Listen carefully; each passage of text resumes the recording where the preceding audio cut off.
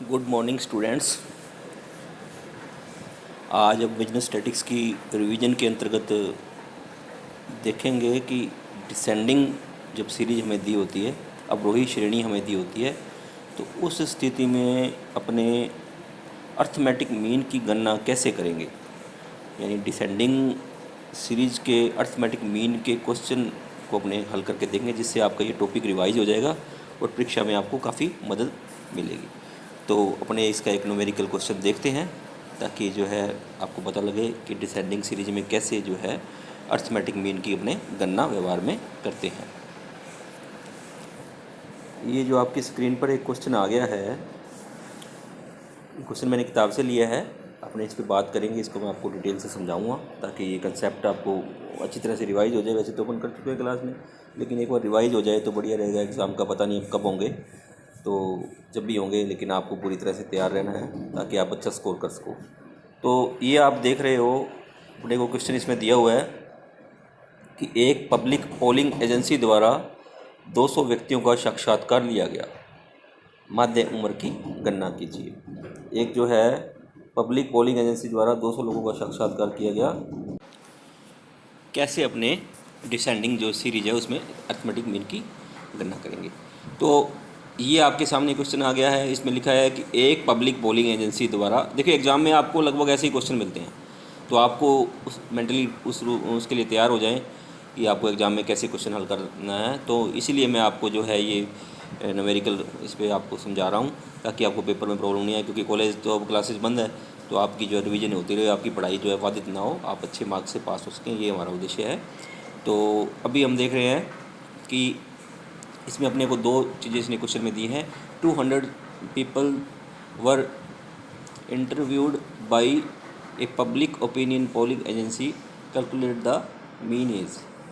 ठीक है, तो 200 लोगों की हमें एज दी गई है और हमें मीन एज निकालनी है। एज दी है ईयर्स में, जो ग्रुप हैं वो यानी 78 से 87, 78 से 87, और 68 से 77, 58 से 67, 48 से 57, और 38 से 47, 28 से 37 और 18 से 27। ये आप देख रहे हैं, ये घटते क्रम में है, यानी ज़्यादा एज पहले दी गई है और बाद में कम एज वाले ग्रुप दिए गए। तो ये इसी को अपनी डिसेंडिंग ऑर्डर सीरीज बोलते हैं। ये हमने क्लास में क्लियर किया था कि कौन कौन सी सीरीज होती हैं, असेंडिंग डिसेंडिंग, तो वो कैसे अपने लिखते हैं। तो इसने ये डिसेंडिंग ऑर्डर अपने को दिया है। उसके बाद जो इसने हमें फ्रीक्वेंसी दी है, वो कैंडिडेट्स दिए हैं 4, 6, 20, 56, 40, 42 और 32। यानी ये प्रत्येक एज ग्रुप में हमें बताया है कि भाई इतने लोग हैं। तो हमें क्या है कि इसकी जो है एवरेज मीन एज निकालनी है कि भाई 200 लोगों की मीन एज यानी जो है माध्य आयु क्या है। तो सबसे पहले इसको अपने एक परफॉर्मे टाइप जैसे एक सिस्टम में लिख लेंगे, ताकि आपको बिल्कुल क्लैरिटी रहे। एक टेबल टाइप बन जाएगी, ताकि एग्जामिनर जब आपका क्वेश्चन चेक करे तो कोई दिक्कत नहीं आए और आपका क्वेश्चन बड़ा क्लियर हो और आपको पूरे मार्क्स उसके मिल सकें। तो ये देखिए, पहले दे रखे इसने एज, पहला जो कॉलम है एज इन ईयर्स, हमें इसमें ग्रुप लिखने हैं वैसे कि वैसे लिखने हैं जैसे क्वेश्चन में दिए गए।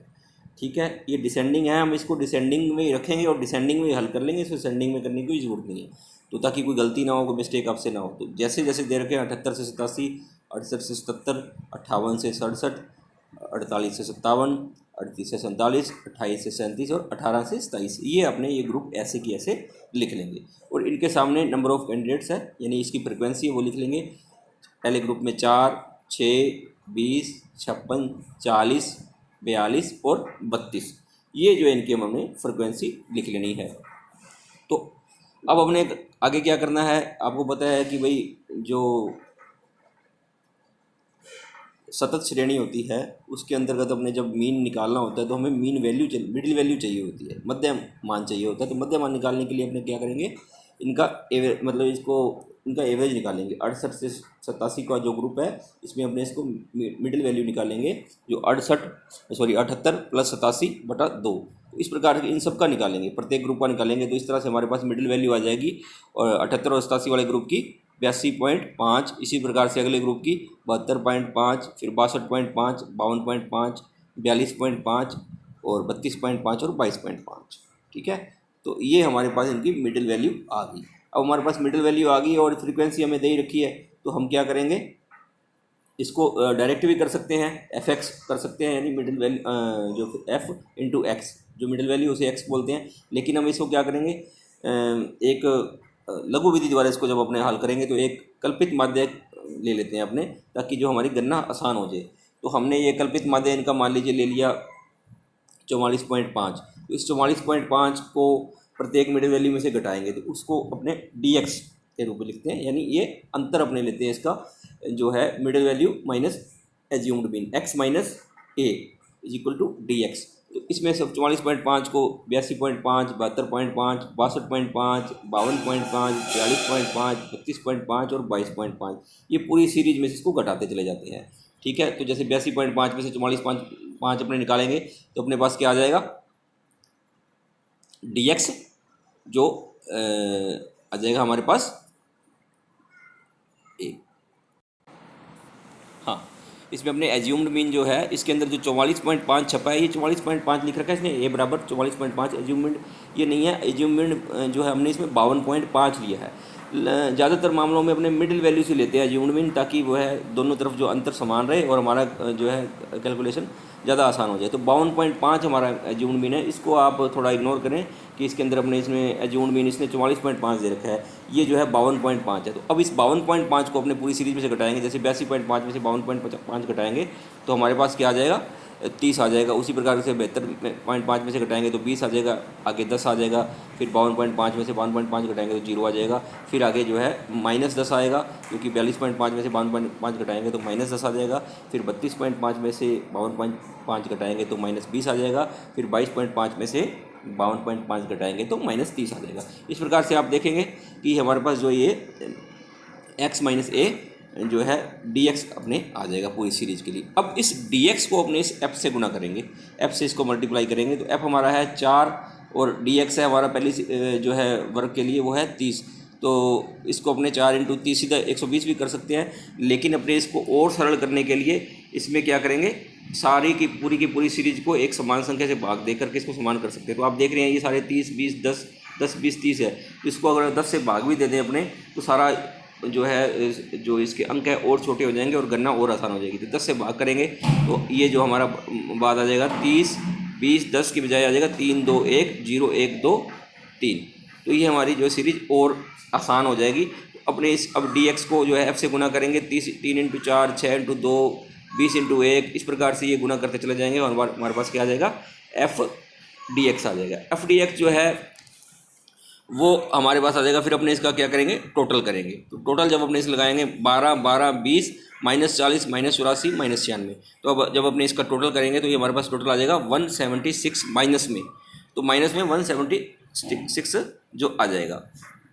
ये ध्यान रखना, जो अपने ये dx का जो ये dx को और सरलीकरण किया है, तब अपने इसमें क्या करते हैं, वो अपने तभी यूज इसका कर पाते हैं जब इंटरवल समान हो, इंटरवल इसके समान हो, तभी अपने इसका उपयोग कर पाते हैं। तो अब हमारे पास फार्मूला है मीन का, क्या है, assumed mean plus sigma F D x into interval बटा एन।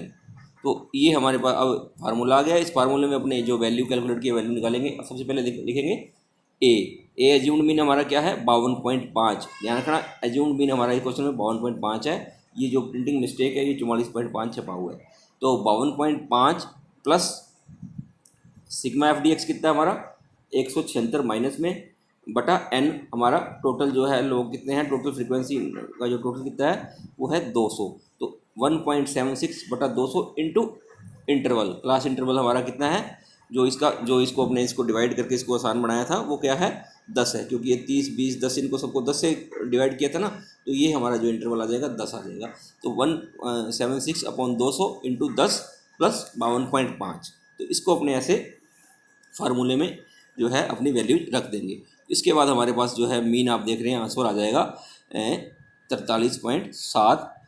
ठीक है, 43.7 जो हमारा ये मीन वैल्यू आ गई है। तो आज आपने देखा कि कैसे अपने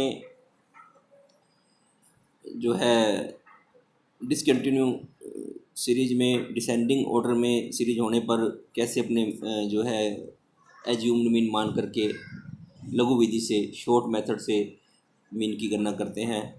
और कैसे जो है एज्यूम्ड मीन मानते हैं। एज्यूम्ड मीन अपने उसको मानते हैं जिससे हमारी जो है वैल्यू ज़्यादा से ज़्यादा जो है हमारी सीरीज़ सरल हो जाए। तो ज़्यादातर जो है वैल्यू मिडिल में बढ़ती है, उसे हम एज्यूम्ड मीन मानते हैं, ताकि ऊपर और नीचे की सीरीज में उसके ऊपर और उसके नीचे एक जो है क्रमबद्धता बनी रहे और हमारी जो है सीरीज आसान रहे और हमारे क्वेश्चन में गलती होने की संभावना नगण्य हो जाए। तो इस प्रकार से आपने देखा कि कैसे अपने एज्यूम्ड मीन को मान करके एक डिसेंडिंग ऑर्डर में मीन का क्वेश्चन, अपने न्यूमेरिकल क्वेश्चन हल करते हैं। आशा है आपको ये समझ में आया होगा। आप इस वीडियो को 2-3 बार देखें और समझें। और मैं आपसे ये भी बताऊंगा कि देखो, अपने सभी सवाल यहाँ नहीं कर सकते हैं, हर क्वेश्चन के लिए वीडियो नहीं बना सकते हैं। तो आपको जैसे अपने ये वीडियो, अपने क्वेश्चन देख लिया तो आप पुराने एग्जामिनेशन के पुराने पेपर उठाइए, उनमें देखिए कि क्या कौन कौन से जो है मीन के सवाल आए हैं, किस तरह के आए हैं, उनको आप हल कीजिए, उनको आप जो है उनकी प्रैक्टिस कीजिए, ताकि आप एग्ज़ाम में मार नहीं खाएं और आपका जो है ये क्वेश्चन पूरी तरह से सही हो जाए और आपको इसके पूरे मार्क्स मिल सकें। तो आशा है आपको वीडियो पसंद आया होगा और अगले वीडियो में अपने एक नए क्वेश्चन के साथ, एक नए टॉपिक के साथ फिर मिलेंगे। अपना ध्यान रखिए। धन्यवाद।